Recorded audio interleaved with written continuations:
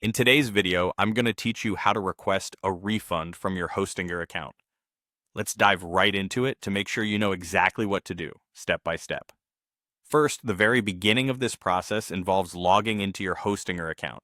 So go ahead and enter your credentials on the platform's login page to access your dashboard. Once you're in, you'll want to head over to the section that's labeled either Billing or Payments and Refunds. This is where most of your subscription and payment details are managed. If you have trouble finding it right away, help is at your fingertips. Just click on the Help icon, which looks like a question mark located in the top right corner of the screen, and then select Payments and Refunds from the drop-down menu. This will redirect you to where you need to be. Next, an important thing you need to do is to disable the auto-renewal for your subscription. This step is crucial because it ensures your service doesn't automatically renew when the current term concludes.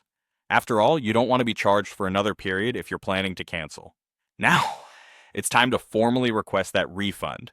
Once you've navigated to the right section, look for the option that says, I want to get a refund.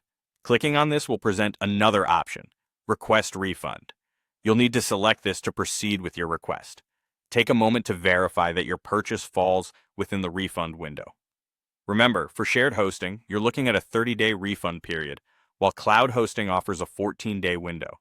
If you're within these timelines, you should see a list of invoices that are eligible for a refund. Once you've identified the service you wish to cancel, simply click the Refund button located next to it. This action signals your intention to cancel the service and retrieve your funds. An important step follows. You'll need to confirm the cancellation and refund request. A checkbox will appear requesting you to acknowledge that all associated data will be permanently lost once the refund is processed. Ensure you understand this and check the box accordingly. You'll then need to choose your preferred refund method. Generally, it's easiest to select your original payment method, but ensure you pick the option that works best for you. Before you finalize everything, it's wise to review your refund request thoroughly to confirm all details are correct. Once you're satisfied, hit the Submit Request button to officially file your refund. Finally, after submitting, keep an eye on your emails. You should receive a confirmation notification shortly.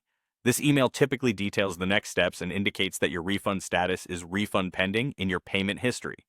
And there you have it. You've successfully navigated the process for requesting a refund on Hostinger. Thanks for tuning in, and I hope this guide has been helpful in ensuring a smooth experience.